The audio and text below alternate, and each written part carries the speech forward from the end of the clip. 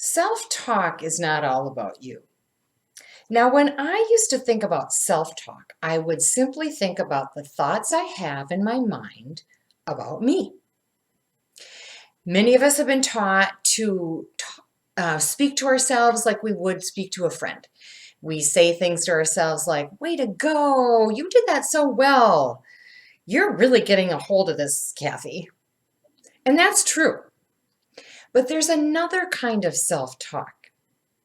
What kind of thoughts do I have in my mind about others? What silent judgments do I have? What am I thinking about the events and circumstances of my life? What is my self-talk about those things?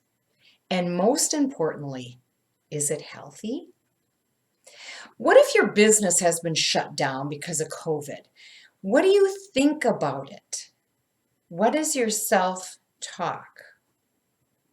Or if your coworker tells an offensive joke, what do you think about it? What is your self-talk? And right now, what if your candidate was elected or not elected? What do you think about it? What is your self-talk? How can you make sure your self-talk is good for you? Well, the first way is to be intentional. If you're going on a trip to driving from Minnesota to Florida, you're going to need a map and a plan. Otherwise, you'll end up in Texas or California.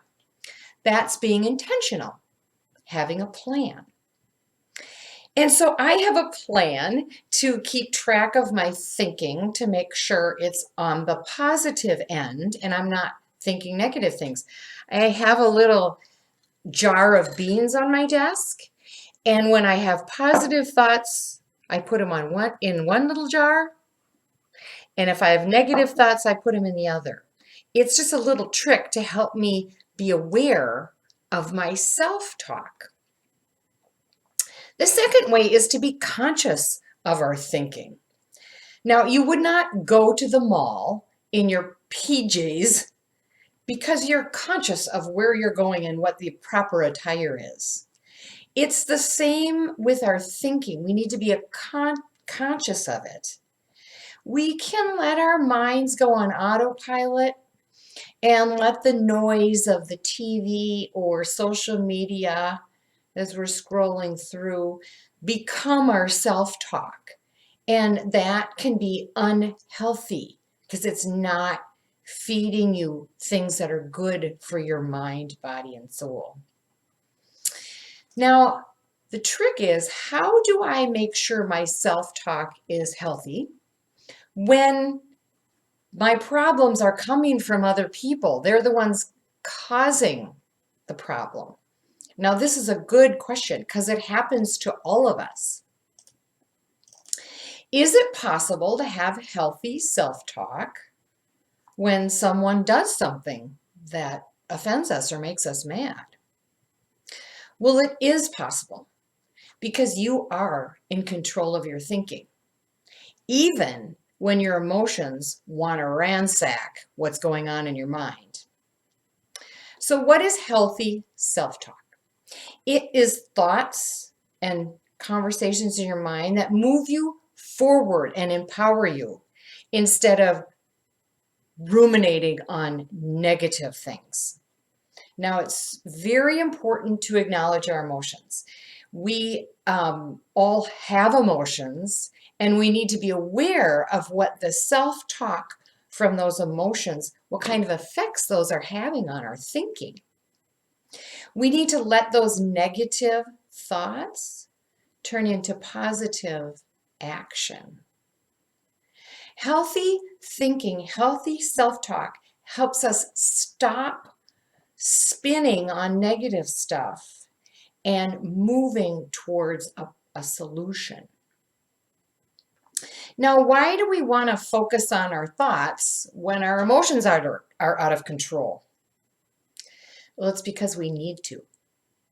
Now, our emotions are valid, but our emotions can be toxic and damaging, not only to our mind, but to our body and our spirit actually have physical negative effects.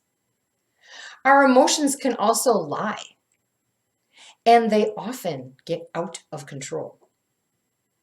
But your emotions can be managed. You can take these thoughts and actively change them.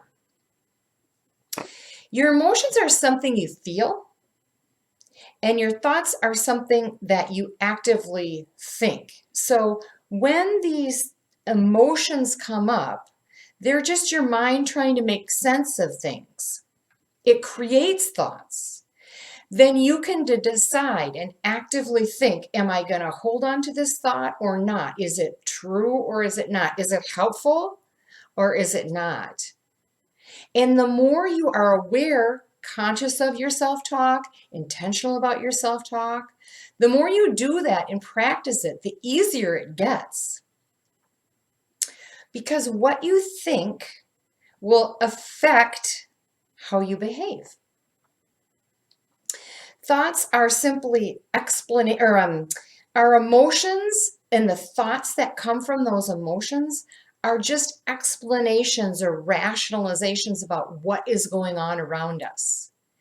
And then we can assess that thought and determine whether or not we're going to hold it or not.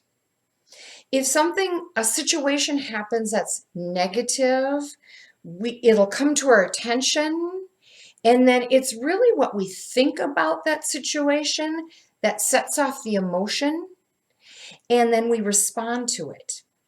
We can also get control of our thinking. You absolutely can. And emotional intelligence is challenging your thinking, being aware of that thought, and challenging whether it's true or not. Ruminating on negative or spinning around negative thinking or negative circumstances or a negative event will actually do damage. It'll do damage at the cellular level. So we need to reframe some of those thoughts. Ask yourself these questions. Are there other possible explanations to what happened? Can I see this in a different way? Maybe a friend will help you see it differently as you explain it. Is there anything in that event that I can control? And if not, am I trying in my mind to control something that isn't mine? It's impossible to do. Has that negative event or that emotional reaction, is that teaching me something about how I can handle it better in the future? How can your self-talk help you instead of hurt you?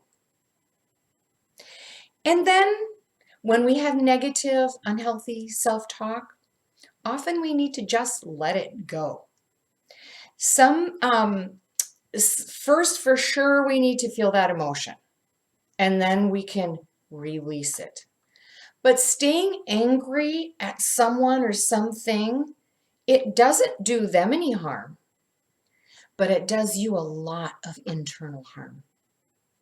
Why capture those thoughts or that event and let them live in your mind as your self-talk? That's just bad for you. Self-talk not only has to do with the thoughts you have about yourself, it also has to do with the thoughts you have about others. So be intentional about your self-talk. Be conscious of your self-talk. Process your negative self-talk, reframe, and let it go. Be well.